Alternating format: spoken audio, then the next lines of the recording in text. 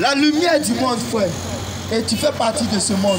Et Christ étant la lumière de ce monde, tu as besoin de lui étant la lumière pour éclairer ta vie. Tu as besoin de lui étant la lumière pour éclairer ton cœur. Tu as besoin de lui étant la lumière pour éclairer tes sentiers. Hormis cela, frère, tu seras peine perdue. Tu seras dans des combats inutiles. C'est pourquoi je t'invite à combattre le bon combat de la foi. Tu es peut-être religieux. Tu es peut-être amoureux des choses spirituelles. Tu es peut-être amoureux des sciences religieuses, des sciences philosophiques. Tu es peut-être amoureux de la quête spirituelle. Mais la quête spirituelle trouve son essence de la foi véritable placée dans le nom du Seigneur Jésus-Christ, le roi de gloire. Et tous nos tapages seront en vain tant que nous ne révélerons pas celui-là qui est l'essence véritable pour donner un épanouissement total à cette humanité qui est face à sa déchéance. Les cœurs sont mauvais, les cœurs sont noirs. Et pourquoi? Parce que l'évangile est en manque dans les cœurs. Christ pouvait dire, venez à moi vous tous qui êtes fatigués et chargés, et je vous donnerai le repos. Car mon joug est doux et mon léger facile, léger. Vous dites que quand il apporte sa paix dans notre cœur, quand il apporte sa paix dans notre vie, la noirceur disparaît. Les lourds fardeaux apportés par nos soucis, apportés par nos encombrements, parce qu'on se surcharge tellement de n'importe quoi, on finit par s'éloigner de la véritable source qu'est l'évangile.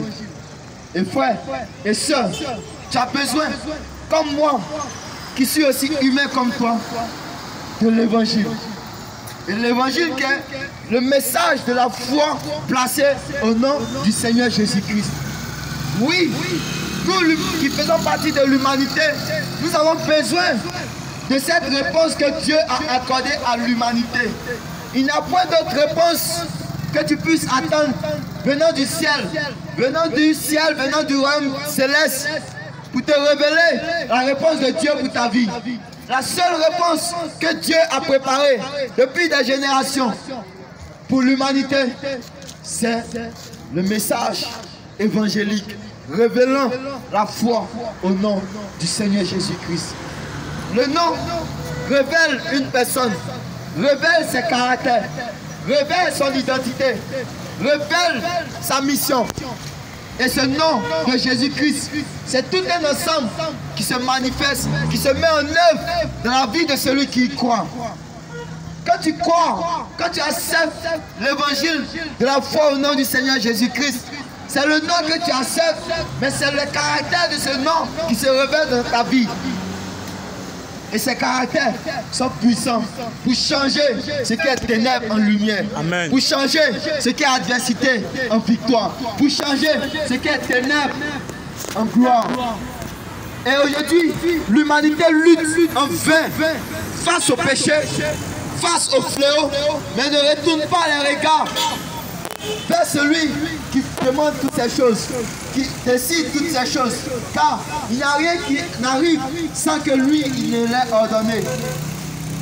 Mais malheureusement, plus l'humanité est en proie au fardeau, est en proie au fléau, est en proie à la noirceur du cœur humain, plus elle s'éloigne de son Créateur, plus elle s'éloigne de ce message qui est capable d'apporter la paix et la lumière. Frères et sœurs, je t'annonce et je t'informe que Christ est le remède pour toi. Christ est le remède pour moi. Il dit, je suis la vie et la résurrection. Nous avons peur de mourir. Une seule maladie, une simple maladie, et nous voici désorientés. Nous voici perdus. Nous voici affolés. Nous avons peur de mourir. Mais nous nous en fichons carrément de ce qui adviendra après notre mort. Nous en fichons carrément du destin qui nous sera réservé après notre mort. Et le destin après la mort trouve sa définition exacte et claire dans la foi ou non Au nom du Seigneur Jésus-Christ. C'est pourquoi, frères et sœurs, nous vous exhortons, nous vous encourageons, nous vous invitons nuit et jour, sans cesse, à véritablement recevoir l'évangile qui présente Christ comme le remède. Le remède pour toi face au péché. Le remède pour toi face aux épreuves. Le remède pour toi face à l'adversité. Le remède pour toi face à ces fléaux débordants qui minent la terre. Christ est ce remède qui nous donnera la voie de voir sur terre ce qui se passe dans le ciel, de voir sur terre la gloire qui est dans le ciel. Et tant que l'humanité se rébellera, tant que l'humanité refusera cet évangile, refusera ce message, nous serons toujours perdants. Le Seigneur pouvait dire, cherchez premièrement le royaume de Dieu et sa justice. Mais le royaume de Dieu est révélé par Jésus-Christ. La justice de Dieu est révélée par Jésus-Christ. Et à cause de l'incompréhension du royaume de Dieu et de sa justice, l'humanité s'enfonce de pire en pire. On s'établit des juges, on s'établit des magistrats, on se crée, on se construit des palais de justice, on se construit des tribunaux, on met en place toute une organisation pour tenter d'organiser la vie de l'homme sur terre. Mais nous oublions que Dieu a révélé sa gloire. Dieu a révélé sa volonté en un nom, le nom du Seigneur Jésus-Christ. Et c'est en adoptant, en acceptant le nom véritable du Seigneur Jésus-Christ. Et je le disais tout à l'heure, accepter le nom, c'est aussi faire un avec le caractère de ce nom. C'est aussi faire un avec l'identité de ce nom. C'est aussi faire un avec la personne et personnalité de ce nom. Donc quand on dit reçois le nom du Seigneur Jésus-Christ, c'est recevoir la plénitude de cette personne. Et Christ est la plénitude de la divinité. Donc c'est recevoir la plénitude de la divinité. C'est recevoir la plénitude du ciel dans ton être charnel. Et c'est en cela que nous pouvons devenir une bonne personne. Nous pouvons devenir une belle personne.